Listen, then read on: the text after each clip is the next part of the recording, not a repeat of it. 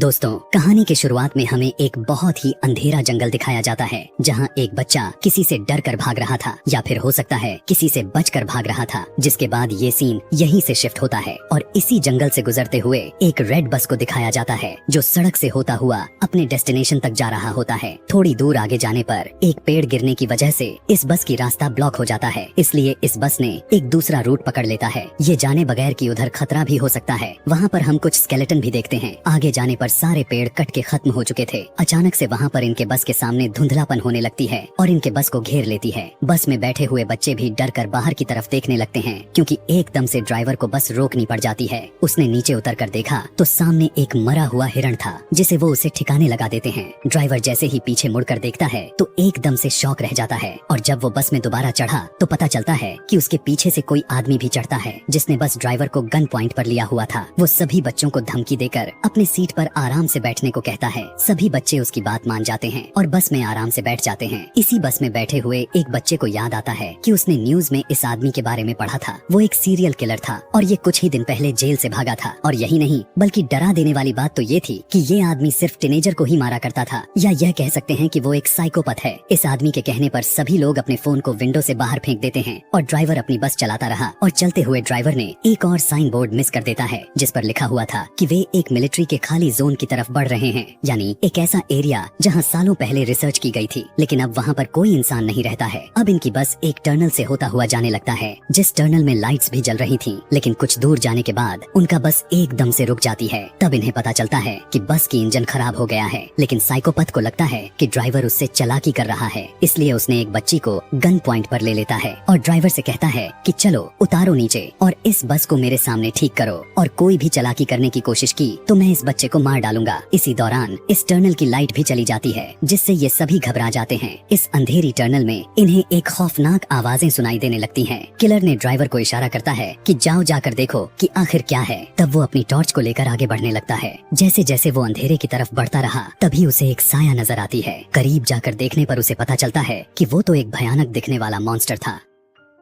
Driver डर कर चिल्लाने लगा और उस मॉन्स्टर ने उस ड्राइवर को पकड़कर मार डाला। बस के अंदर बैठे सभी लोग ये सब देख रहे थे। वो किलर भी जल्दी से उस बच्ची को लेकर बस के अंदर आ गया। सभी बच्चे चिल्लाने लग जाते हैं लेकिन वो किलर सभी बच्चों को चुप रहने को कहता है ताकि वो मॉन्स्टर उन्हें देख ना पाए और सुन ना पाए। किलर तेजी से बस स्टार्ट करने की कोशिश करता है लेकिन यहाँ पर तो बस की चाबी ही नहीं थी, वो तो ड्राइवर के हाथ में थी जिसे वो मॉन्स्टर मार चुका था। वो इन सभी बच्चों में से एक लड़की को ड्राइवर के पास भेजता है बस की चाबी लाने के लिए। अब डरते डरते वो बच्ची जैसे बस ही ड्राइवर के पास जाती है तो वो उसे देखकर शॉक रह गई, मतलब कि वो ड्राइवर मर चुका था। लड़की को यकीन ही नहीं आ रहा था, गम से उसकी आंसू निकलने लग गए। लेकिन यहाँ पर रोने का वक्त नहीं था, इसलिए वो उस चाबी को लेती है और बस में वापस आ गई। बस में उस बच्ची की हालत कुछ खास ठीक नहीं थी। जब बाकी बच्चे उससे ड्राइवर के बारे में पूछते हैं तो वो ना में सर हिला देती है क्योंकि अब वो ड्राइवर जिंदा नहीं था। इस बात को सुनकर सभी बच्चे उदास और दुखी हो जाते हैं। यहाँ भी किलर रेगी नाम के लड़के को बस स्टार्ट करने को कहता है लेकिन बस तो खराब थी, आखिर कैसे स्टार्ट होती। उसे धमकी देता है, अगर तुमने बस स्टार्ट ना की तो मैं इन सभी को मार दूंगा। लेकिन ये लड़का इस किलर से बिना डरे बहस करने लगता है और मौका पाते ही पीछे से एक बच्चा उसे धक्का दे देता है। जब वो नीचे गिरता है तो रेगी ने उसके हाथ से गन छीन लेता है और फिर उसी के ऊपर पॉइंट कर दी। लेकिन यहाँ पर किलर हंसने लग जाता है और कहता है कि तुम नहीं मुझे मार सकते। अरे मारने के लिए बहुत हिम्मत चाहिए होती है जो तुम्हारे में तो बिल्कुल नहीं। इससे पहले कि ये बच्चा कुछ कर पाता बस के बाहर से इन्हें आवाजें सुनाई देने लगती हैं और इस आवाज ने सबको डिस्ट्रैक्ट कर दिया और किलर ने दोबारा उनसे गन छीन ली। अब बस के ऊपर से आने वाली आवाजें भी बढ़ चुकी थी जिसकी वजह से सारे बच्चे डर जाते हैं। गुस्से में किलर बस से उतरता है और चिल्लाने लगता है, जो भी हो अंधेरे से बाहर निकलो, मेरा सामना करो। वो ये सब कह ही रहा था कि एकदम से उसकी बोलती ही बंद हो गई। उसके चेहरे पर अजीब सी खौफनाक मुस्कुराहट आती है और अचानक से कोई उसके ऊपर हमला कर दिया। हमला करने वाले ने उसके सर धड़ से अलग कर दिया था और बस के अंदर से ये देखकर बच्चे भी एकदम से शॉक रह गए। वो घबरा गए थे क्योंकि उन्हें क्रिएचर यानी मॉन्स्टर की एक हाथ में उस आदमी का सर और वो खौफनाक सी दिखने वाली क्रिएचर नजर आ रही थी। उसके हाथ में बहुत सारे टेंटिकल्स थे जो उस आदमी के सर में धसाए हुए थे। इन्हें समझ ही नहीं आ रही थी कि ये आखिर करें तो क्या करें। ये लोग अब अपनी जान बचाने के लिए इस बस के अंदर रहने का डिसाइड करते हैं, लेकिन तब तक कि जब तक इन्हें बाहर से अजीब सी आवाजें सुनाई नहीं देने लगी थी। कड़कड़ाते हुए आवाज से बस का दरवाजा खुला और इन्होंने बस के सीट के ऊपर उस मॉन्स्टर के बड़े बड़े हाथ दिखे। अब ये मॉन्स्टर बस के अंदर आ जाता है जिससे बचकर ये सभी बस के दूसरे डोर से भागने लगे, पर ये दरवाजा नहीं खुला। उसके हाथ में टॉर्च थी। जब गलती से मॉन्स्टर की तरफ होता है तब ये नोटिस करते हैं कि ये मॉन्स्टर मॉन्स्टर लाइट से डर रहा है। बस इसी चीज का फायदा उठाते हुए इन्होंने लाइट के जरिए उस मॉन्स्टर को दूर रोक कर रखा कि इतने में इनका बस का दरवाजा भी खुल गया और ये लोग बस से उतर गए। लाइट को मॉन्स्टर की तरफ रखते ही सभी बच्चे आगे की तरफ भागते रहे और एक बंकर के अंदर पहुंच जाते हैं। बंकर के अंदर एक रूम भी होता है जिस पर इस पूरी जगह का एक मैप बना हुआ था, जिसे देखने के बाद इन्हें पता चलता है कि ये एक मिलिट्री बेस है और अगर ये एक मिलिट्री बेस थी तो यहाँ पर लाइट भी हो सकती थी और कंट्रोल पैनल भी हो सकता था। इसलिए ये लोग प्लान बनाते हैं कि अगर उस मॉन्स्टर से बचकर रहना है तो इस मिलिट्री बेस के लाइट को ऑन करना होगा, जिससे ये लोग यहाँ से बचकर जा पाए। मैप को रखकर ये सभी एक पूरा प्लान बनाते हैं और सोचने लगते हैं कि आखिर कहाँ पर वो कंट्रोल पैनल हो सकता है। नोलन और उसके साथी पावर पॉइंट को ढूंढने के लिए चले जाते हैं, जबकि यहाँ पर बैठे ये तीनों अजीबोगरीब तरीकों से अपना टाइम पास कर रहे थे। जिसके बाद एक लड़की दोनों लड़कों से कहती है कि मुझे वॉशरूम जाना है, लेकिन वो जा नहीं सकती थी क्योंकि उसे डर लग रहा था। इसलिए रेगी उसके साथ चला जाता है। रेगी उसे अपने बातों ही बातों में तंग किए जा रहा था, इसलिए क्वीनी उसे अब कोई नहीं जवाब दे रही थी। अब काफी देर हो गई। जब तब रेगी पीछे मुड़कर देखने लगा तब उसे पता चलता है कि वहाँ पर तो क्वीनी थी ही नहीं।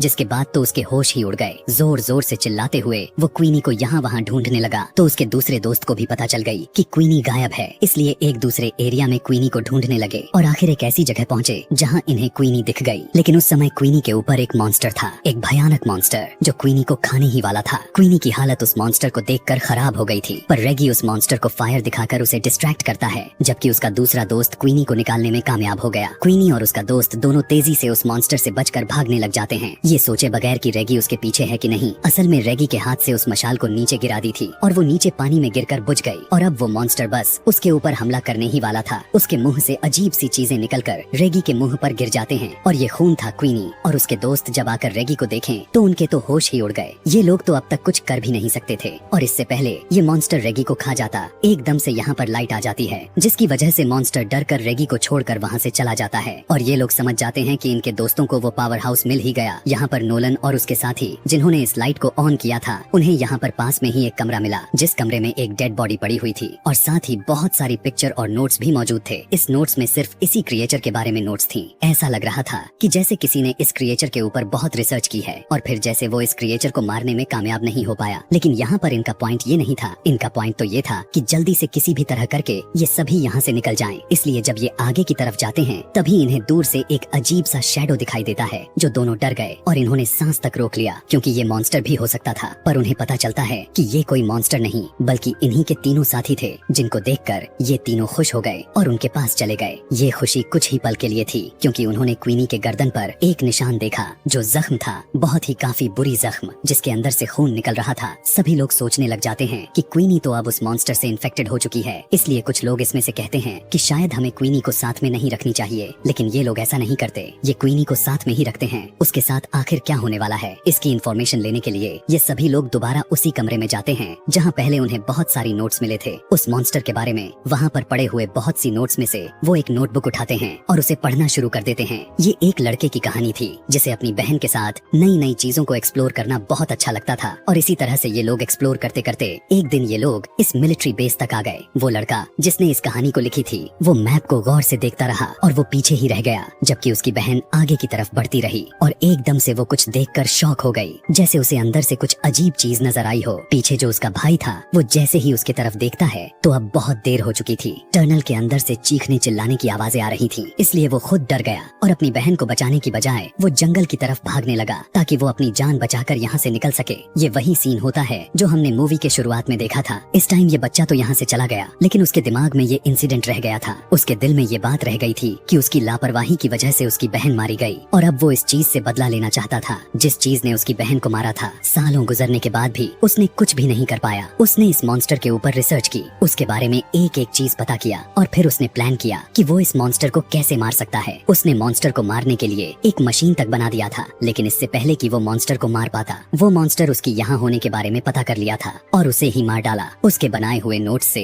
ये लोग ये भी पता कर लेते हैं कि ये मॉन्स्टर जिसके ऊपर हमला कर लेता है या फिर जिसका खून चख लेता है उसे मार कर ही रहता है और अब क्वीनी के ऊपर पर बहुत ही ज्यादा खतरा था। ये लोग फैसला करते हैं कि क्वीनी को बचाने के लिए ये लोग लड़ेंगे और जो ये काम उस आदमी ने शुरू किया था उसे ये लोग पूरा करेंगे। उसी मशीन को ये लोग कंप्लीट करेंगे और उस मॉन्स्टर को मार देंगे। लेकिन क्वीनी यहाँ पर कहती है, नहीं, मेरी वजह से कोई भी अपने आप को खतरे में नहीं डालेगा। लेकिन उसके सारे दोस्त अच्छे थे। वे कहते हैं, नहीं, हम सारे के सारे यहाँ से जिंदा बचकर निकल जाएंगे। ये सोचकर ये सभी एक दूसरे को गले लगाते हैं और फिर एक साथ अपने प्लान पर काम करना शुरू कर देते हैं। कुछ ही देर के बाद ये लोग उस आदमी की बनाई हुई मशीन को हासिल कर लेते हैं जो अब पूरी तरह से काम भी कर रही थी। ये देखकर ये लोग बहुत खुश हुए, लेकिन अभी भी काम बाकी था। उस मॉन्स्टर को इस मशीन के सामने लाना, जिसके लिए ये लोग एक ट्रैप बनाते हैं। क्वीनी की खून से भीगी हुई कपड़े एक खाली जगह पर रख देते हैं ताकि उसे सूंघते हुए वो क्रिएचर वहाँ तक आ जाए। थोड़ी ही दूरी पर उन्होंने क्वीनी को भी खड़ा किया हुआ था ताकि मॉन्स्टर एकदम से सही जगह पर आए और ये लोग लाइट जलाकर उसे मार दे। उनके प्लान के मुताबिक वो मॉन्स्टर इनके सामने आया भी। वो सूंघते हुए उसने क्वीनी के कपड़े भी उठाए, लेकिन ये क्वीनी नहीं थी, वो जान गया था। ठीक इसी टाइम नोलन को वो ट्रिगर नीचे करना था, लेकिन बदकिस्मती से वो ट्रिगर फंस गया, जिससे मॉन्स्टर क्वीनी को ढूंढते हुए उसके पीछे आ गया। इससे पहले वो क्वीनी के ऊपर हमला कर पाता। ठीक उसी वक्त वो लोग उस मशीन को चालू कर देते हैं और बहुत सारी लाइट उस मॉन्स्टर पर पड़ने पर मॉन्स्टर क्वीनी को छोड़ देता है। क्वीनी और उसकी दूसरी साथी तेजी से भागते हुए टनल से बाहर निकल आते हैं। अब इनके एक साथी तेजी से भागते हुए उस मॉन्स्टर के पेट में स्टैब कर देता है, लेकिन इनकी वार से मॉन्स्टर का कुछ नहीं बिगड़ा था। अब इन सभी के पास यही बचा हुआ था कि ये सभी यहाँ से अपनी जान बचाकर भागे। हाथों में मशाल लिए हुए ये सभी बाहर की तरफ भागने लगते हैं, लेकिन अब मॉन्स्टर इनके पीछे पीछे था। वो दोनों लड़कियां तो कब की टनल से बाहर निकल गई थी। टनल से बाहर निकलने के बाद उन्होंने काफी अच्छा फील किया और फिर पीछे देखा जहाँ अभी उनके दोस्त नहीं आए हुए थे और अब उनके सामने मॉन्स्टर भी खड़ा हुआ था। डर से ये लोग कांपने लगे, लेकिन मॉन्स्टर बाहर नहीं आया क्योंकि बाहर रोशनी थी। कि तभी वो तीनों दोस्त पीछे से मॉन्स्टर के करीब आकर उस पे आग लगाकर टनल से बाहर आ गए। मॉन्स्टर आग में जल गया और फाइनली इनका प्लान काम भी किया और सक्सेसफुल रहा। इन्होंने उस मॉन्स्टर को मार दिया था और इन सब की जान बच गई थी। ये न सिर्फ अपने लिए बल्कि यहाँ पर सभी के आने वाले खतरा को खत्म कर दिया था। मूवी के लास्ट में ये बच्चे अपने ड्राइवर को याद करते हैं जिसने इनसे एक पहेली पूछी थी कि वो ऐसी क्या चीज है जो हर मुसीबत से हमें बाहर निकाल देती है। उस टाइम तो इन्हें उस पहेली का जवाब नहीं मिला था, लेकिन अब ये लोग पूरी तरह से समझ गए थे कि वो चीज हिम्मत है जो किसी इंसान को बड़ी सी बड़ी मुश्किल से बाहर निकाल देती है। मरते हुए ड्राइवर ने इन्हें बहुत बड़ा सिख सिखा कर गया और यहीं पर ये कहानी समाप्त हो जाती है।